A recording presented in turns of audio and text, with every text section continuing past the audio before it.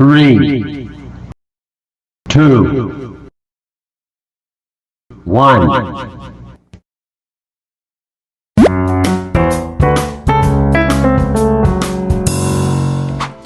Hai, saya Rosania Nur Faiza dengan NPM 2022 1450 1937. Halo guys, perkenalkan nama saya Lutfi Sunyadi dengan NPM 2022 1450 1813. Hai, nama saya Daventa Raksa Wijaya dengan NPM 2022 1450 1873. Saya Iqbal Fadila, NPM 2022 1450 1817.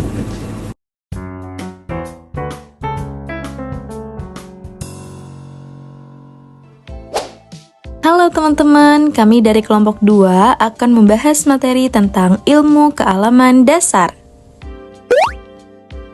Hakikat manusia. Hakikat manusia adalah kompleksitas dan keunikan yang dimiliki oleh setiap manusia. Dan manusia adalah makhluk yang memiliki kemampuan berpikir, merasakan, dan bertindak secara sadar. Salah satu sifat yang mencirikan manusia adalah keingintahuannya. Keingintahuan adalah dorongan bawaan yang dimiliki oleh manusia untuk mencari pengetahuan dan pemahaman tentang dunia di sekitarnya. Keingintahuan manusia terbentuk oleh beberapa faktor seperti ketertarikan terhadap lingkungan sekitar, rasa ingin tahu tentang fenomena alam, keinginan untuk memahami diri sendiri, dan hubungan dengan orang lain, serta keinginan untuk mengatasi tantangan dan memecahkan masalah. Perkembangan fisik, sifat, dan pikiran manusia. Perkembangan fisik. Perkembangan fisik ada 4. Bayi, anak-anak, remaja, dan dewasa. Perkembangan fisik bayi. Bayi mengalami perkembangan sistem saraf, penglihatan, pendengaran, dan motorik yang memungkinkan mereka untuk mengendalikan gerakan tubuh dan menjelajahi lingkungan sekitar. Pengembangan fisik anak-anak. Anak-anak menjadi lebih kuat dan terampil dalam mengendalikan gerakan tubuh mereka dan mengalami perkembangan organ-organ internal dan sistem saraf yang lebih matang. Perkembangan fisik remaja. Pada masa remaja, anak-anak mengalami pubertas yang ditandai oleh perubahan fisik seperti pertumbuhan tubuh yang cepat, perkembangan organ seksual, dan perubahan suara pada laki-laki. Perkembangan fisik dewasa. Pada masa ini, pertumbuhan fisik umumnya telah mencapai puncaknya, tetapi perubahan yang terjadi seiring bertambahnya usia, seperti keriput, penurunan kekuatan otot, dan perubahan dalam kesehatan umum. Selanjutnya, perkembangan sifat. Perkembangan sifat pada anak-anak cenderung menjadi lebih mandiri, penasaran, dan energik. Mereka juga mulai menunjukkan karakteristik kepribadian yang unik. Perkembangan sifat pada remaja. Selama masa remaja, perubahan hormonal dan perkembangan otak dapat mempengaruhi sifat-sifat seperti peningkatan keinginan untuk mandiri, eksplorasi identitas, perubahan suasana hati, dan perubahan sosial. Perkembangan sifat pada orang dewasa. Saat dewasa, sifat-sifat manusia cenderung lebih stabil. Namun, manusia tetap dapat mengalami perubahan sifat seiring bertambahnya pengalaman hidup, perubahan lingkungan, dan interaksi sosial. Perkembangan pikiran. Perkembangan pikiran bayi dan anak-anak kecil. Bayi dan anak-anak kecil mengalami perkembangan kognitif yang signifikan. Mereka mulai mengembangkan kemampuan berpikir, mengingat, dan memecahkan masalah. Perkembangan pemikiran anak-anak dan remaja awal. Pada masa anak-anak dan remaja awal, kemampuan berpikir manusia terus berkembang. Mereka mulai mengembangkan kemampuan berpikir abstrak, logika, dan Pemecahan masalah. Sejarah pengetahuan manusia. Sejarah pengetahuan manusia melibatkan perkembangan dan akumulasi pengetahuan dari masa ke masa. Proses ini telah berlangsung selama ribuan tahun dan mencakup berbagai disiplin ilmu dan bidang pengetahuan. Berikut adalah gambaran umum tentang sejarah pengetahuan manusia. 1. Zaman kuno.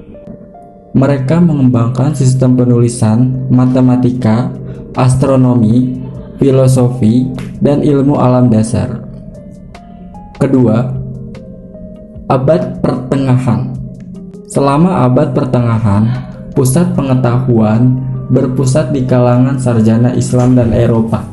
Ilmu Muslim seperti Ibni Sina, Avicenna, dan Ibni Averroes melakukan penelitian dan terjemahan yang mengembangkan pengetahuan dalam berbagai disiplin ilmu.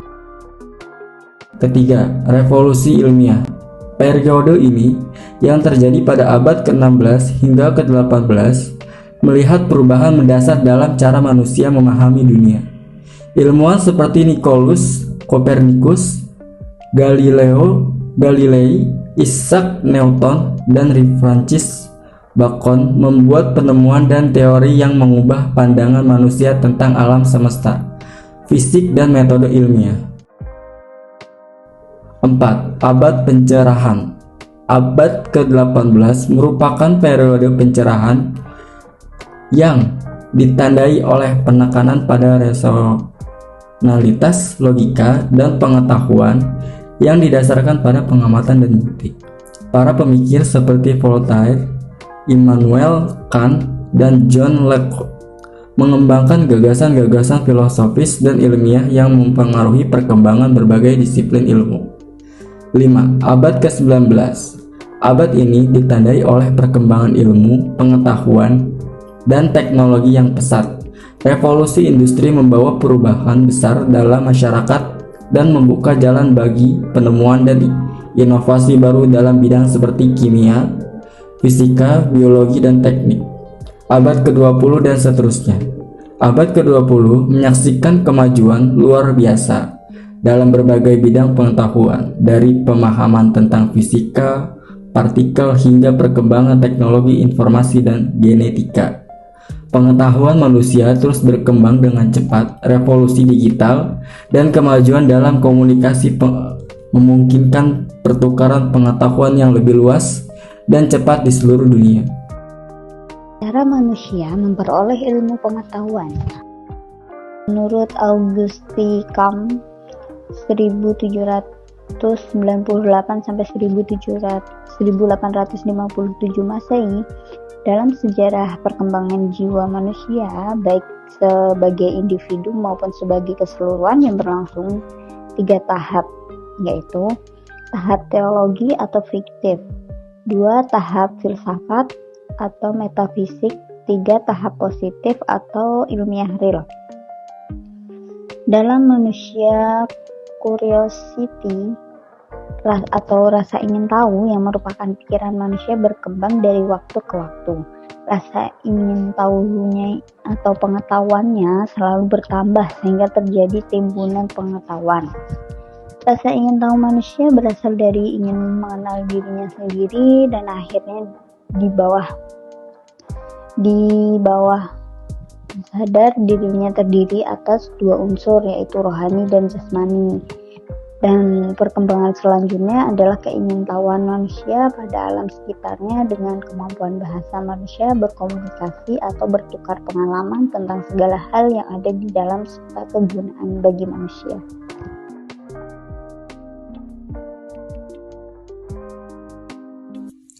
Semua orang yang pernah duduk di bangku SMP dan SMA pasti pernah mendengar dengan kata ilmu dan pengetahuan, karena pasti punya mata pelajaran ilmu pengetahuan alam dan pengetahuan sosial kan?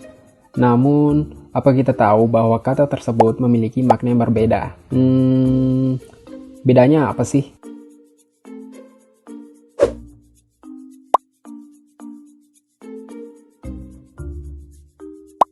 Perbedaan dari segi pengertian, yaitu pengetahuan merupakan hasil tahu yang didapatkan seseorang setelah melakukan penginderaan terhadap suatu objek tertentu. Penginderaan terjadi melalui panca indera manusia, yaitu indera penglihatan, pendengaran, penciuman, perasa, dan peraba. Sedangkan ilmu adalah pengetahuan yang telah disusun secara sistematis dan bisa menjelaskan secara rinci dan detail, serta kebenarannya berlaku secara universal.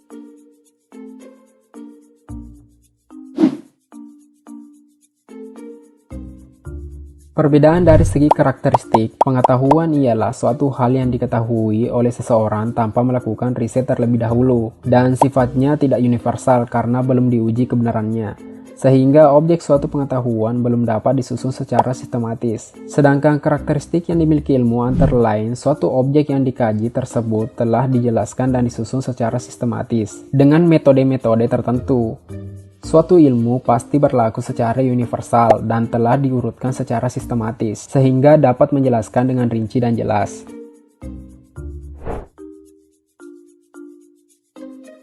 Perbedaan dari segi jangkauan, pengetahuan umumnya hanya dimiliki oleh sekelompok orang saja, dan tentunya tidak akan sejelas dan serinci seperti yang dijabarkan oleh ilmu.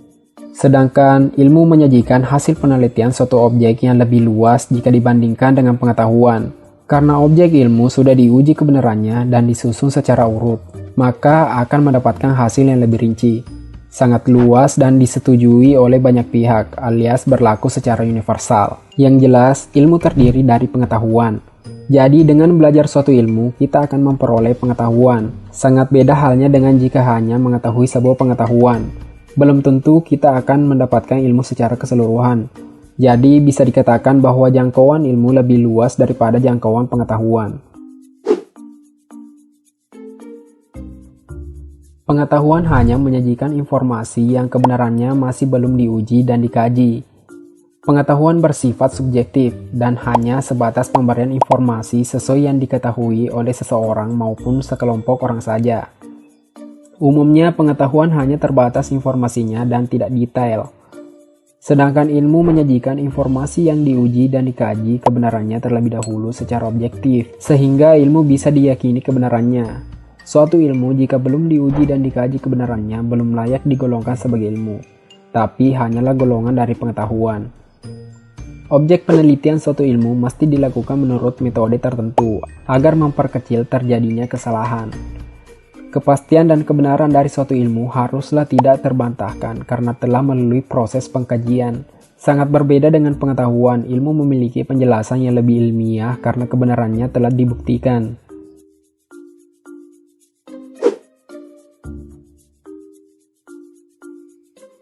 Pengetahuan hanya bersifat subjektif, sedangkan ilmu bersifat objektif. Ilmu memiliki suatu syarat ilmiah sehingga bisa disebut ilmu. Dan salah satunya adalah haruslah bersifat objektif. Objek kajian dari ilmu haruslah dicari kebenaran dan harus dibuktikan secara objektif. Hal itu dikarenakan ilmu harus memberikan kepastian dari objek yang telah dikaji dan tentu bisa diyakini dengan benar. Berbeda dengan pengetahuan yang memiliki sifat objektif, karena hanya menurut pemikiran seseorang atau kelompok orang saja. Pengetahuan yang belum diuji kebenarannya hanya asumsi dari manusia saja. Pengetahuan juga sering hanya berdasarkan selera seseorang saja. Pengetahuan yang seperti itu masih belum terbukti kebenarannya karena belum didukung dengan fakta dan diuji kebenarannya.